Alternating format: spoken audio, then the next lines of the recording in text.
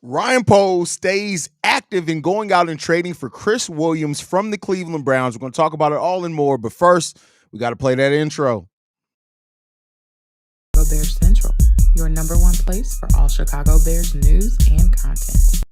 What's going on, Bears fans? Welcome to another episode of Chicago Bears Central, your number one spot for everything Chicago Bears related. I'm the host there, Haize, but more importantly, you guys can follow the channel at Shy Bears Central on every social media platform that we happen to be on. With that being said, let's go ahead and get into this content for today, y'all. So I know I'm in Bulls gear. I recorded the daily episode for Chicago Bulls Central. We got Bears news though. The Chicago Bears have acquired Chris Williams in a trade with the Cleveland Browns. The Bears give up a 6th-round pick, but also get Chris Brown and a 7th-round pick back in this one. Hey, so this is a really solid trade by the Chicago Bears. The Bears who needed a more depth at the tackle. One of the things that Matt Eberflus did talk about in coming out of the last preseason game is that one of the things that concerned him a little bit was the depth at the tackle position.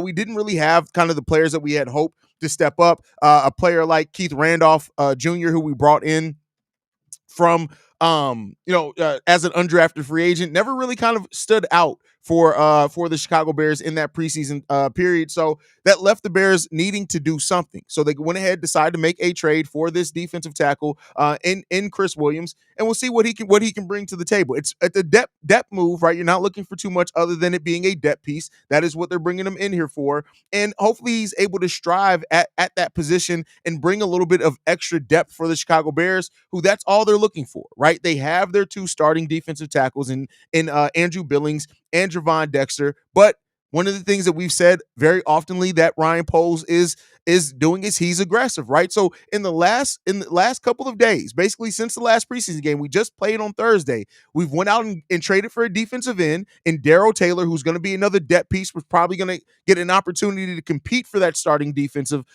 end position, and then we also bring in Chris Williams now as well. Now, I'm not going to lie to you guys. When I first heard this trade got announced and read it, my brain registered it as Chris Jones, and I was about to lose my ever-loving mind had that been the case. But, Chris Williams is a depth piece there. He's played 13 games over 2 seasons with the Colts.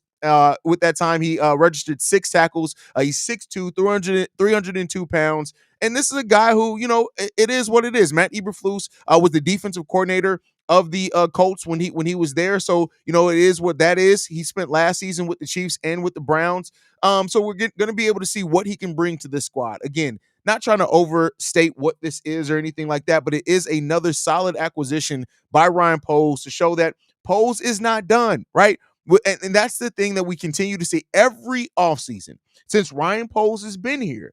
He's gone out and made trades for players at positions that were clear needs. Chase Claypool, it didn't work out, but you can understand in the calculated risk in trying to bring in Chase Claypool. You got Montez Sweat last year. Now, even before the season started, we know we need some talent at that edge position. He gets Darrell Taylor. We know that Matt Eberflus was a little concerned. Again, part of Matt Eberflus' system is the pressure from the interior defensive line. He goes out there and gets Chris Williams as well. And this is just Ryan Poles, again, calculated risk. You trade a 6th-round pick. You trade a 6th-round pick, but you get a 7th-rounder back with him, right, in the same draft. So, it is what it is there. Yeah, you gave up a 6th-round pick. You're moving down one more rounds, but you still keep the same number of picks that you've had before. And we'll see what comes about with this, man. So that is what it is. He's creating a great point here from Matty Legend, creating competition and depth. That's the point of it. Stefan says this guy was probably already going to get cut. Yeah, but you make sure that you bring him in here, right? If somebody hits the open market, there's no chance, even if he was going to get cut, there's no guarantee that you're going to be able to bring him in. If Matt Eberflus, who probably talked to Ryan Poles and said, hey, no, this guy Chris Williams has some talent. I feel comfortable with him being a depth piece here. You go out and get the guy. You're giving up a 6th-round pick. 6th-rounders, not to say you can't find talent in the 6th round, but typically 6th-rounders turn out about what the production of Chris Williams is. That just is what it is. So I'm not knocking him for that. I think that this is an aggressive move as well, as that what we've seen from Ryan Poles throughout his time here. He's going to be somebody who is going to be aggressive. He's not afraid to be aggressive and go out and get your guys. And let's keep in mind with this as well, like this is a guy who over the course of the preseason so far, he has 2 sacks. in the preseason. So again, and even with the defensive tackle, it's not necessarily about the sack number, it's about pressure more from that interior. And so we'll see if he can create that, and we'll see what that brings to the Chicago Bears. We're all very solid pickup by the Bears for what it's worth, what we had to give up for it. I'm not mad at this deal at all. I think this is a solid acquisition, and we're just going to see how this plays out for the Bears. The Bears are continuing to be aggressive, and that's all you can hope for from your franchise. Be aggressive about shoring up some of your deficiencies, and that's what this team is trying to do. That's what Ryan Poles has done a lot of times, is shoring up the deficiencies of this football team. And let's hope that that continues, man. Chris Williams is a guy who's solid. He's solid. Chris Williams, it's in the title there, brother. It's in the title. We got Chris Williams. So, wait, did I not put it in the title? Now you got me questioning myself. Now you got me questioning myself. It's in the title. We got Chris Williams. But yeah, this is a depth piece. This is not any threat to really win the starting position. Really, it's not really a threat either to necessarily take away the third defensive tackle from Zach Pickens. And when you have DeMarcus Walker there who can play the inside and outside, this is just a quality depth piece that can bring something that's used to the system. And that's all that you're hoping and asking for. You go out and get a guy who's been in Eberflus's system before, so that terminology, that understanding of the system, it's not going to be a huge learning curve for. And that's probably why the Bears felt comfortable giving up a 6th-round pick to get this guy in, because of the familiarity with the system and the quickness, because training camp is over, basically, of being able to pick that up, right? That's something that's you got to kind of measure, right? So we'll see what he ends up bringing. Again, this is a guy who, again, I'm not trying to say that he's like a world beater or anything. He's 26 years old, but he's a big body, 6'3", 302 pounds, going into his 3rd season in the NFL. And this is a guy who, I mean, his 4th season in the NFL, and this is a guy who can definitely try to come in and help your depth. Who else do you think we're going to go for? Hey, bro, I don't know. I'm going to be honest with you. I have no idea. Shy Sports Fan says, sad Ian Wheeler tore his ACL. Yes, the guys were live on that earlier, so they did get to go live on that. So there is a video out there. Sad about Ian Wheeler, man. That sucks, bro.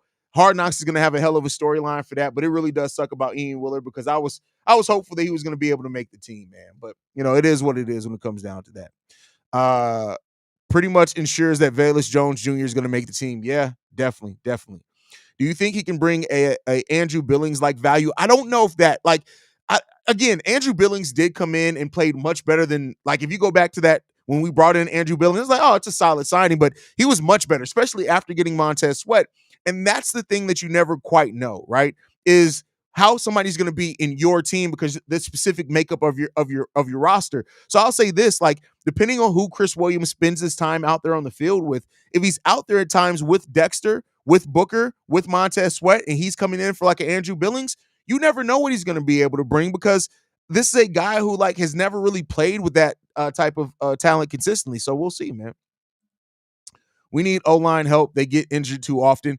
I mean, we got O-line. We got a lot of depth. If you really look at it, we have a deeper O-line than what we've had the first 2 years under Matt Eberflus. We got a pretty deep one, especially if they end up keeping Larry Borom, who, knock on wood, let's hope that nothing's wrong with Larry Borom long term, right? But you got our starters in Nate Davis, Tevin Jenkins, Darnell Wright.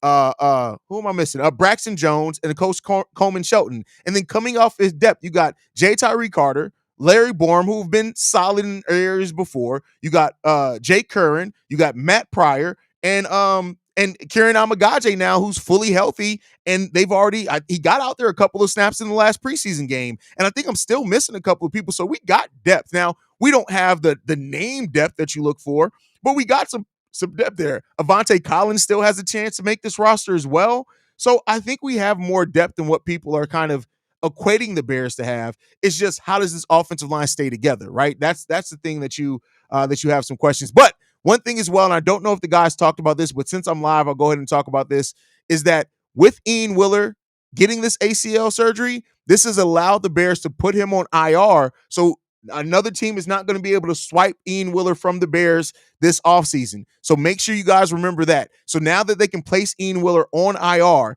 this basically means that he's going to get to go through a whole nother training camp period with the Chicago Bears. And if he's fully healthy and recovered, and if like Velus Jones has a disappointing season, or if Khalil Herbert leaves this offseason, it gives the Bears a little bit more leeway to see how Ian Wheeler is going to develop. So I'm not saying that it's a good thing. You never want to see anybody go down with injury, but the Bears can benefit from Ian Willer's ACL surgery by now placing him on IR. There's a chance he may not make the roster. He could have been signed to any team, even if you put him on the practice squad. Now, because you can place him on IR, now you can lock him in and keep him here for the rest of the season, which is something that you'll see. All praises to the Most High. Kenny Lofton Jr. What does that have to do here? He's not playing for, like, come on, what are we talking about? What are we talking about? What are we talking about, my guy? But guys, thank you so much for tuning in. You already know, if news drops, we drop here at Chicago Bears Central. So make sure you guys stay tuned in to the number one spot for everything Chicago Bears related. Love you guys, man. Stay locked in with us. You can send us any feedback, questions, comments, concerns, ChicagoBearsCentral@gmail.com. Lastly, if you want to leave a text message and our voicemail for the mailbag, the number to do so, 773-242-9336. We are the number one spot for everything Chicago Bears related. And like I like to